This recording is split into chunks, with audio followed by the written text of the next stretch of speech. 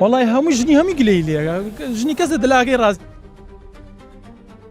قەیرانێکی دیکە ڕوو لە بازار دەکات بە تایبەت لە هەولێر و لە سلێمانی.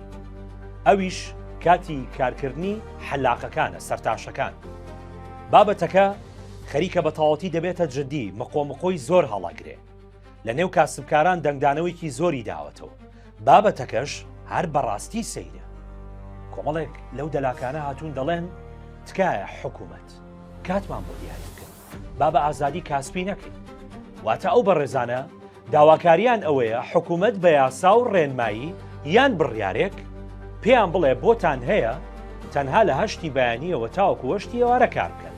دوای ئەوە ئەگەر دوکانەکانتان بکەنەوە سزا دەدرێن هەر خۆشیان دەڵێن غەرامەمان بکەن. کورە سەیرانێکمان پێبریم کورد کاکە بە قورئان ئێمە هیچ شێکمان پێ ناکرێت غێری دوکانەکەمان ناتوانین بە پێی پێزەکە خێزانەکانمان بین چوونە دەرۆمانە بێ سەردانکردنی دۆستمانە بێن لە قورئانیشا فەرمێتی ئەڵێ وجعلنا ليلكم لباسا وجعلنا نهارا معاشا. جابەرەزان سندیکای کرێکاران و لیژنەی سەرتاشخانەکان دەڵێن ئەمەی باسییان کردووە هەر کێشە نییە. ئەمە بازاڕی ئازادە کاکە ڕسق بەدەست خوای گەورەیە چێ دەیکاتەوە کەی دای دەخات ئەوە یاسای ناوێ. وەرن داوای کەمکردنەوەی باج و مۆڵەتی تەندروستی و نرخی کارەبا بکەن لەمە باشترە. ئەو ئێمە زۆر بە گرنگی نازانین هەر کاتێک دوکان بکرێتەوە یان نەکرێتەوە کابرا ئازادە من جومعایکەمەوە شەمەدایەکەم شەمە نایکەمەوە سەعات نۆیکەمەوە سەعات دایکەمەوە ئەمە پێویست ناکایە بە زۆر لەسەری بڕیت. جا کلاسیکۆی حەلاقەکان ئەلەمەوە دەست پێیەکە لە بەرامبەر ئەوانەدا ئەو سەرتاشخانانەی بە شەوان کار دەکەن ڕەخنە لەم داواکاری هاوپیشەکانیان دەگرن دەڵێن بازاڕی ئێمە وایە مشتەرەکانی ئێمە بە ڕۆژ کاتیان نییە حەزەکەن بە شەوان بێن سەر و قژی خۆیان ڕێک بخەن. لەبەر هەیە مەجای نییە کاکە هەیە لە سنعای هیچ دەکات سعات حەب دەچێتە حەب لە ئیشێتەوە تا چی خۆی بشوە بە سعاتە چی خۆی بگۆڕی سادێت علاقی دەبتە سعاتەش مەجای نامێنێ. هەمووان ئەزانن کورسی سەرتاش زۆر ئەستیارە بەڵام ئامانیشی نییە هەر نیو سەعات و کەسێکی لەسەر دانیشتوو. ئێستا من بۆ خۆم ناوێرمە بۆ قسەیەکەم سبەی بچمە و ژێردەسی دەلاکەکەم چیم پێیەکرێ بەڕاستی.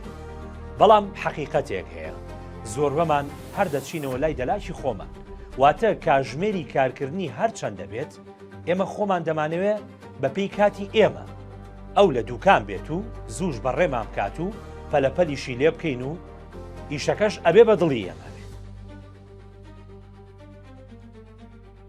ئەمر وا 50 ساڵە باوەڕ بێت تام دقەیە 30 ساڵی دەبێت بیرم لێ لێ شوێن چاکم کردووە ئەگەر دوکانیشینەوە بێ لێو چاچرین لەبەرەوە ئەمە نابێتە مای ئەوە کە تۆ بڵێ ئەم بەگێڕەکە ئیشی هەیە ئەو ئیشی نیە. جا ئەمڕۆ هەر بە کورتی ئەمەی حەلاقەکان دەیانەوێت داوای دەکەن شەڕی ڕاکێشانی مشتریە لەسەرێکەوە.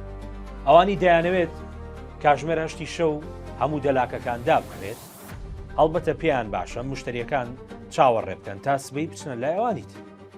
بەڵام دەلاکی نێو گەڕگەکان بەشێکی زۆریان حەزیان بە خەوی ڕۆژە بە ئیسراحەدەها ئەڵێ بە فێنچی دوکانەکانیان بکەنەوە.